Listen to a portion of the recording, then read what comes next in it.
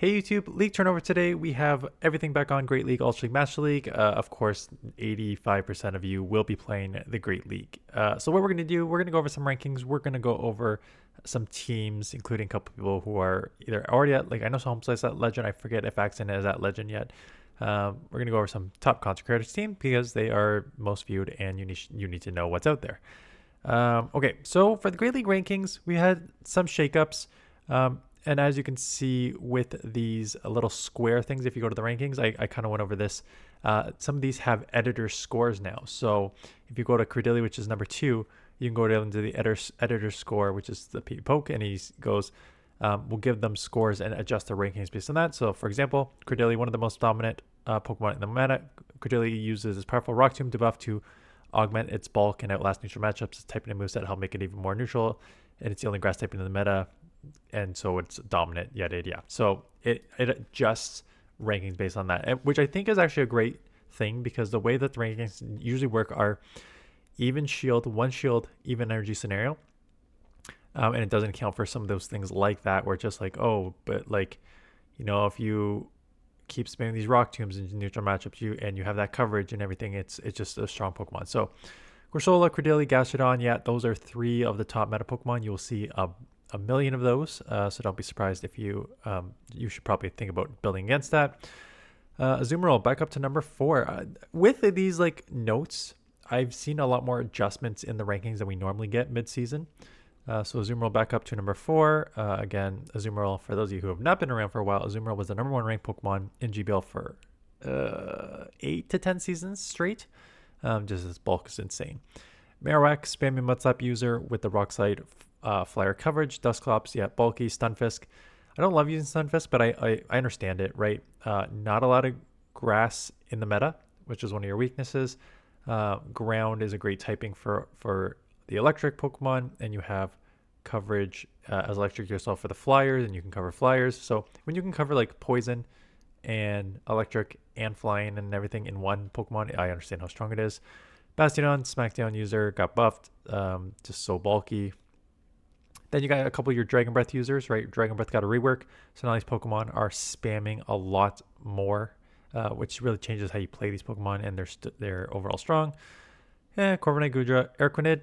So I just played Erquinid in the Remix Cup, and I actually posted almost hitting Expert, and I did hit Expert. So I'm at 2768, and Erquinid was one of the Pokemon that got me there. Now I used, during the first half of the run, Bug Bite, Water Pulse, Bubble Beam. I then switched to Bug Buzz, and I found Bug Buzz was just way better when you got against like meta Pokemon like Lapras, Dugong, just having something to throw at them. So I think that yes, the bait would be helpful sometimes, or in the attack would be helpful sometimes. I could argue Bug Buzz as a strong move there if you want to use that Pokemon. Bellybolt, I'm honestly surprised Bellybolt is this high. It's the Dene here is the one people are going to use, not Bellybolt. And this is where you got to just be a little smart. So then you go down the list and think about like, what else am I really seeing? You're seeing Polion as a steel that's higher used. You're seeing Wigglytuff used a lot. You're seeing Clodsire and Fret used a lot. There's the Dene at 32, that's higher. Fortress, a lot of those. So meta is pretty wide open, and with it you'll get a lot of variety of teams. So let's look at some of those teams, starting with a few of mine. This is the one that I got to my highest elo of the season when Great League was on. And it's very similar to something that Homeslice Henry did, and that his legend team is on this list. It's coming up at like 7 or something. And I'll explain the strategy here, because I'm gonna also talk, when I talk about teams, talk about like the strategy behind the team building. In the back is essentially a balanced team. You have Fret, only weak to fighting, and then you have Clodsire as a poison will resist the fighting. Clodsire has a poison weak to ground, and then Trailblaze on Fret will cover the ground, and then just 2 overall Pokemon that mostly cover each other's weaknesses, and at the same time have bulk. And then you have Shadow Talonflame on the lead, and Shadow Talonflame is very deadly with the shadow damage, and I run Flame Charge on it because you can just ramp up that Incinerate and take Switch. And he uses the same as you're going to see with Mighty Yama, or whatever it's called. It's the dog there. Might Yama. I'll get it when he comes up. But either way, it's a hard-hitting Pokemon with Sucker Punch, Shadow, that you are likely to take Switch and have bulky Pokemon in the back. So it's one of these things that if you get such a hard-hitting Pokemon in the front, you can use the shields. You have bulk Pokemon in the back, and then you can align in the back. So if you watch the Talonflame video, Talonflame kind of runs through, leads, threatens, moves on the next Pokemon, and then you align. You see a ghost, like Clodsire poisons are resisted by ghost, but you have Sucker Punch and you take that. If it's a fighter, you go on Clodsire, right? So that you can just balance the back line based on after winning the front. If you want a more balanced team, more or less same concept. You are double weak to fighting in the back, not a ton of fighters, but it's basically covering your weakness, right? Morpeko, like Clodsire, is weak to ground. Talonflame will beat the ground, and then Ferret is a safe swap. Talonflame weak to water. Morpeko can kind of deal with that. Mudboys, obviously an issue, but you can potentially work through those because Mudboys, depending on what it is, you can live one of their moves from a non-shadow Talonflame to a non-shadow Quagsire, and the Flying Brave Birds will threaten. So those aren't as bad as you think they would be. And then obviously Ferret is a safe swap. And these are the balanced teams coming at you here. So Corviknight Gastrodon, oldest core in the book. That used to be called Skarmory Swampert, but now it's Corviknight Gastrodon with a safe swap and Drapion. Fairly obvious. Corviknight is only one of its weaknesses is electric. Gastrodon will resist that. Gastrodon's only weakness is grass. Corviknight will double resist that as the steel flying, and then Drapion can come in there and spam and potentially flip switch there. So easy balanced team.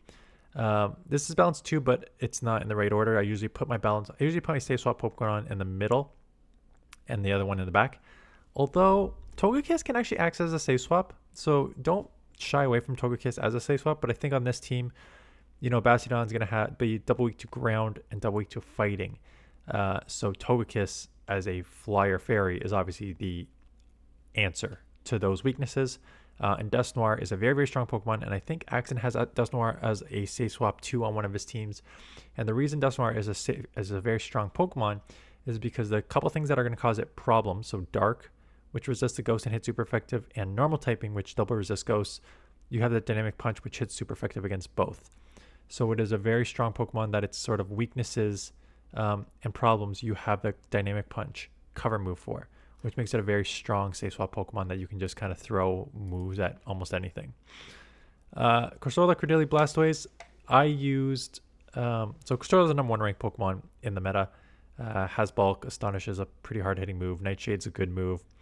And just all like amazing combo there. The back line is nothing more than 2 Pokemon that I think are 2 of the best safe swap Pokemon in the meta. Credilli, I've already kind of explained even just on PVPOKE's ranking there. Why Credilli is so highly ranked. Very, very strong Pokemon. Acid makes it maybe even better. Bullet Seed was a little quicker charging, but not even that much quicker charging. And then Acid just hits a lot harder. And then you have Grass Knot Rock Tomb combo for coverage and lowering the attack and everything. And then Blastoise is one where, there are a couple... not for some reason, but for alligators kind of disappeared a little bit. I think it's on Axon's team coming up, but it's kind of gone away a bit. Swampert, obviously, with the Mudshot nerf, has gone away a bit. Greninja's way too glassy. So to have a Hydro Cannon user, which still has an insane amount of coverage and can take damage, is just, in my opinion, a very, very, very strong Pokemon, especially in a league that does not have a lot of grass Pokemon in it, and only a few electric, and then the electric can be handled by Credilli there. So Credilli and Blastoise can kind of cover each other's weaknesses to a certain extent, and they're just very bulky and safe Pokemon. You can safe swap either of them, in my opinion. He does not have the names, but this is Home Slices.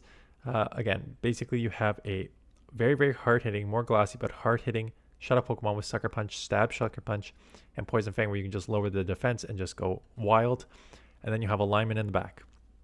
You have, grass is your weakness. You're banking on grass not being in the meta. You really only have Credilli, which if it's acid, your acid is resisted by the ground, and Mud Slap is neutral on the rocks. So you can kind of work with Credilli in the back here. But otherwise, you only have the 1 grass weakness on Gastrodon. Flying is going to be your other biggest issue because your Mud Slaps are resisted, and you cover that flyer weakness with Dedenne. And Dedenne with the Thundershock Parabolic Charge can just kind of ramp up there. So basically, you're somewhat covering your back Pokemon. Back Pokemon Gastrodon definitely has some bulk. I don't know about I don't know about the detonate's got some, but Parabolic Charge you can kind of ramp up and go from there. And then his almost legend team that almost got him there was Scizor, the one I just mentioned, for Alligator, and Azumarill. So this is double weak to electric and double weak to grass in the back. What makes this usable is, one, I already mentioned there's not a lot of grass. Two, you have Ice Beam on both these Pokemon to cover grass. So that is the first strength. And if you say swap for Alligator and are met with an electric Pokemon, you can potentially spam just those Hydro Cannons and really put pressure on the electric Pokemon there. So between that combo, these two back Pokemon kind of work very, very well together despite having the same sort of weakness. So Axon, pretty similar idea team to my other one, right? Gastrodon, only weak to grass. You're covering your grass. It's a balanced team. Covering your grass weakness with ice on the lead. One of your weak fire and poison is what's going to be Ninetales weaknesses. Gastrodon will cover that. So it's a balanced team. Dusknoir is a safe swap. I've already explained why it is a safe swap. And then same sort of thing here. A very balanced team. And this is why I kind of like Axing. I think he is very similar-ish to what I run for teams. You know, you're weak to electric and you're weak to ice. You're actually triple weak to ice on this team. I don't know about that, but overall, there's not a lot of ice, so you can kind of maneuver through the ice anyways. But basically, you're covering your electric weakness with Marowak and Credilli. Credilli can act as a safe swap. Marowak can act as a safe swap. Water weakness on Marowak, and then you have your Grass Knot, and then you have your Flyers, which just kind of covers some like fighting weakness. You have Fire weak on Credilli, so overall coverage. And I think these Pokemon all have strong play in the meta. Moltres, the Flyers are, I was gonna say, down this year, mostly because Jumpluff and Mandibuzz got nerfed. So between those two getting nerfed, you don't have as many Flyers. Now you have Togekiss, so you can argue, they may one or two back. But I'm just finding that there's less Flyers this season. And then Marowak has just always been a strong safe swap, and same with Credilli. So that is it. The Great League is on. Like I said, we'll probably do mostly Great League this week. Starting with it's mostly going to be older teams to start with. I've got at least one team from early in the season that I used, and I know I have 3 or 4 minimum submissions from earlier in the season. So I'll probably go through all those while I try and find a team that works and see how far I can push here. Like I said, 2768 when I'm starting Great League. I did use all 5 of my sets yesterday. I was just doing well with the team, and I just ran with it. When you're watching this video, there's still probably, if you're watching it right when it launches, there's still about 6 to 8 hours left that you can go watch my team yesterday morning. That's the one that got me to 2768. Anyways, that is it. Let me know if there's like a go-to team you have in Great League. I'm open to trying teams. I have an idea of what I want to use, but I'm open to using teams that you suggest. So drop those teams in the comments below, and I will maybe test one during season turnover here, or not season, league turnover. That's the word. I'm either going to be very happy or very upset today. I'm filming this in advance, and the Jays are not on. I've talked about this a lot. Game 7 was last night for the Jays in Seattle. But I'm filming this before it happens, so I'm going to be very happy or very upset today. Anyways, that is it. Thanks for watching. See you guys in the next one.